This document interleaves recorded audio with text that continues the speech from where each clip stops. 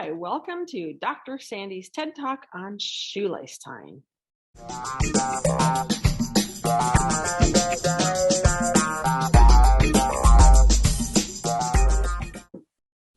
This is the story that I use to teach kids how to tie their shoes. First, we cross them over and make the letter X.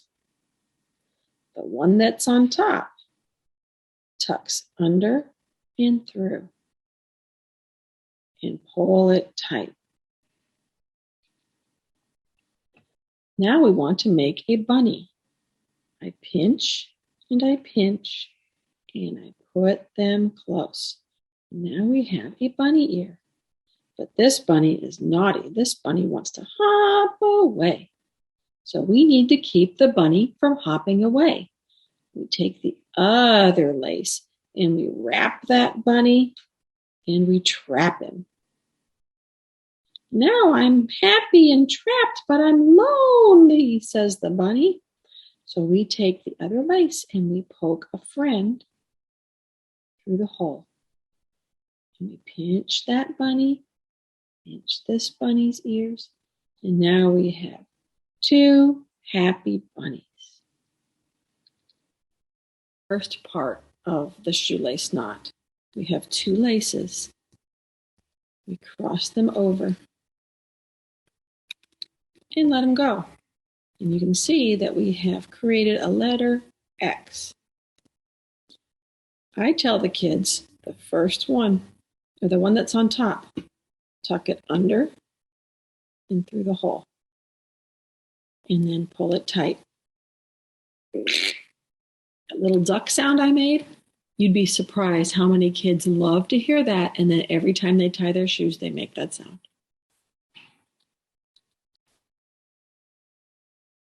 Here's a way to help the kids know how to make their first bunny ear. The first thing you want to have is the first part already done, where it's crossed over and tucked through. And then you need to determine if the kids are going to want to make their loop on the left side of the shoe or on the right side of the shoe. So for the purposes of this video, I'm making mine on the right side of the shoe. I usually use a piece of colored chalk or a marker, okay? And I try to make a little knot, a little mark where this lace has come out close to the shoe.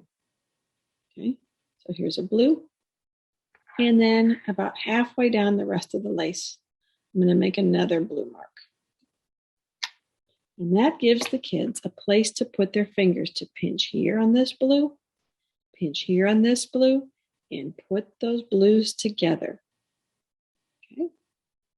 Now, sometimes they want to keep holding onto that lace with the opposite hand.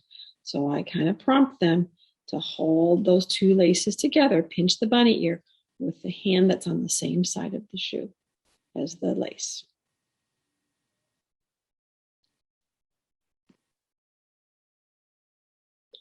Once they've made their first bunny, and we can use the story that this bunny wants to hop away. So we need to wrap him and trap him. I find kids have a hard time wrapping without kind of sliding over.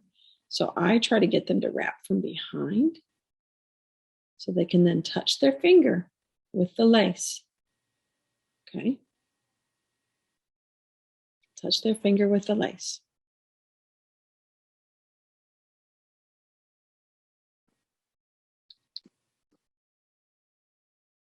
Now that they have it wrapped around their thumb, you want to poke their friend through. Now, sometimes you need another colored piece here to know where to poke.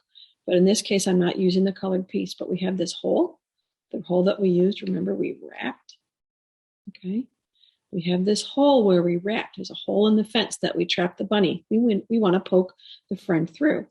I tell them to poke right where this finger is and poke it, moving the finger. Poke the loop through that hole. Now they're safe to let go with this hand and pinch here, and let go with this hand and pinch here, and pull the bunnies tight.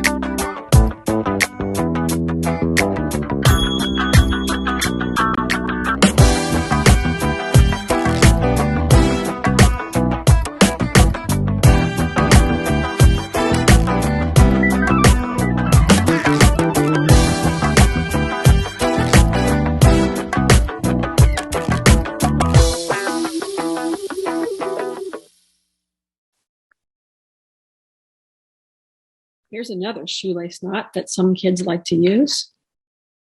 It starts the same way, where we cross the laces over. And remember, we make that letter X. The lace that's on top tucks under and through the hole, and we pull it tight. Now this is the 2 bunny ears method. So remember, before I used the blue and the blue to pinch here, okay? And then I'm also going to mark this side with a blue and a blue. This is where the kids want to do a blue and a blue. They want to make the bunny here, and they want to make the bunny here. I find this one cumbersome for my fingers, but some kids do well with it. So now they have 2 bunnies, and they do the same process as when they were making the first make an X crossover. So we cross over these 2 bunnies. They need to recognize that there's a hole here, and they tuck 1 bunny through the hole, and then they pinch both bunnies, and that's how they tie the shoe. Let's tie the shoe that way. Cross it over, make an X. The one that's on top comes under and through, and pull it tight. Make 1 bunny. Make another bunny. Cross the bunnies over each other, and tuck 1 bunny through the hole, and pull them tight.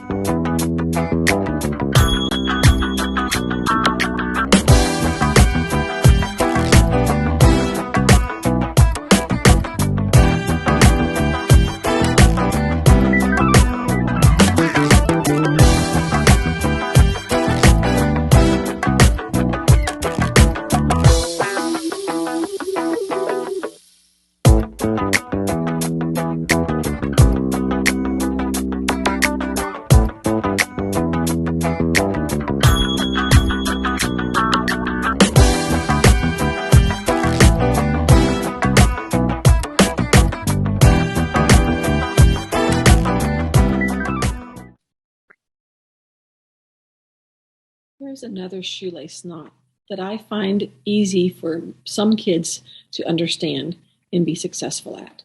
It starts like the rest of them, where you take the 2 laces and cross them over each other. You see the letter X. The one that's on top, see this one's on top, comes under and through the hole, and pull it tight. Okay? We're going to complete that step again, but we're not going to pull it as tight. So we're going to take the 2 laces again, cross them over, seeing the letter X, take the lace that's on top and tuck it around and under and through, and pull it so it's not as tight. Might be hard to see, but there's a little hole here. Okay. So now we're going to tuck each of the ends of the laces through this hole. We're going to take this one and tuck it through, leaving a little bit of a bunny and a little bit of tail, about half and half. Take this other one and tuck it through that same hole, leaving a bunny and a tail. Then they pinch the bunnies and pull them tight.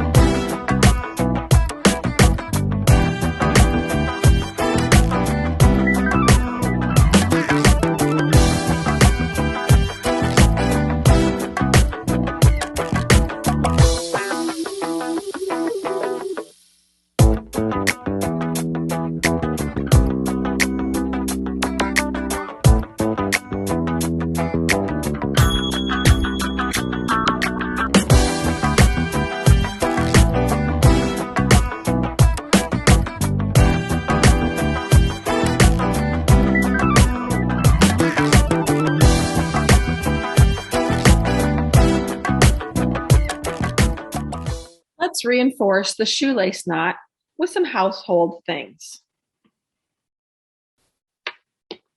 You can use regular rope. Something larger than a shoelace gives the kids, especially the new learners with smaller hands, something bigger to work on the shoelace knot. And they can still work on it at table. They can wrap this around their leg and they can tie the knots. Another thing you might have at home would be, and the kids usually wear sweatpants. These are a pair of shorts with a drawstring. Encourage them to try to tie their own drawstring.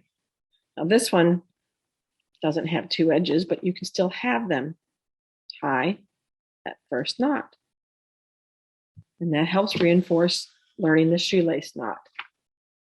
Another thing to do, give the kids a chore. This is a garbage bag, or it's a grocery bag turned into a garbage bag. Have them learn to tie the shoelace knot. Have them practice tying the shoelace knot by grabbing both sides, crossing them over, and tucking one loop through the hole and pulling tight. Using garbage bags like this is a really good way to reinforce the double bunny shoelace knot. You can also use pipe cleaners. You can get these at a craft store. I like to practice with two different colors. Put them together, and then they can work on the shoelace knot. They can see the colors this way. Remember, they cross it over, make the X, the one that's on top, and it's easy to see that white is on top, comes under and through. They have to use more force to pull these tight because it's a wire. But the nice thing about pipe cleaners is when they make their loop, it stays put for the most part, okay? And then they can wrap and trap and pinch and pull, okay? And finally, you can do to help reinforce the shoelace knot is they can just tie multiple knots, or you can tie a bunch of knots in any rope or any shoelace and then have them practice untying. Okay, so here's a bunch. And what you can see is they have to learn how to untie the knots, because that's part of tying your shoes, is being able to untie them later. And if they're new learners and they don't know how to tie their shoes yet, but you have double knotted their shoe, they need to be able to untie it. So a lot of kids, when they have a bunch of knots, are going to try to tug at the bottom. So cue them and teach them to tug at the first two so they can see the lines and see the knots and untie all the knots, okay? Starting at the two pieces that are closest to the tails. Okay, so here's a few more tips and strategies I've learned over the years of helping kids learn to tie their shoes.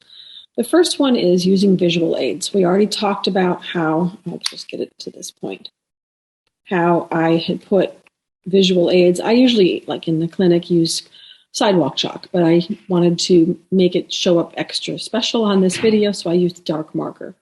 But I put it here and I put it here so they can use these visuals to pinch and stick those two together, okay?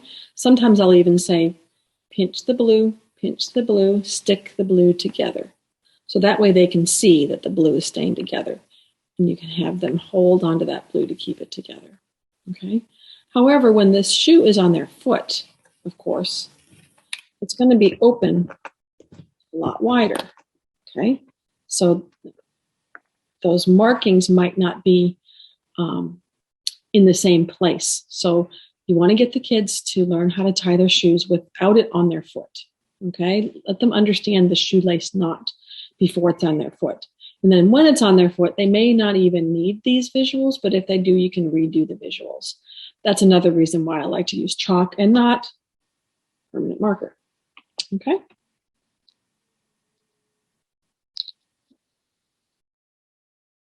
Now, another thing I like to do is I want to make sure that there's enough lace to work with. Some kids are sent to school with laces that are not very long, and it's hard to tie a shoe when you just got an itty bitty bit of lace. to work with, especially when you're first learning how to tie shoes. So I don't know if you can tell here, but what I did was I relaced this shoe, skipping a few holes. In doing that, it helps give more length to the shoelace. Okay. Another strategy I find helpful for kids who are first learning how to tie their shoes is to use two different color laces. As you see when I make this first crossover, it's a lot easier to see which one is on top to know to tuck it through the green loop or the green hole, okay? But just to know when you're using two different color laces, you basically have to tie them together here. And that leaves usually a lot longer of laces because it's usually one lace per shoe and you're putting on two laces. So if you're going to use two different color laces, buy short ones. If you can see here, I actually double laced it, which I still have a super duper long amount of lace. But I actually have long laces as well. So that's another strategy you can use is to use two different color laces. Then you can give the kids the visuals of put the red one under and through, or put the green one under and through. Make a bunny with the green lace, for example. Okay. And finally,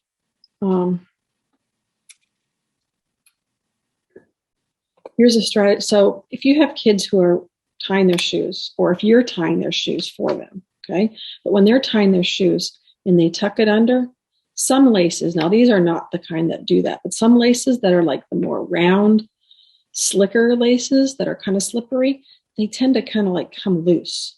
So what I tell kids to do, if they can do it, is I make the X. Now don't mind these super long laces. And then you can tuck it under and through once. Okay. And tuck it under and through a second time. So it's wrapped twice. And what that does is it gives it a super lock. It keeps it from coming loose.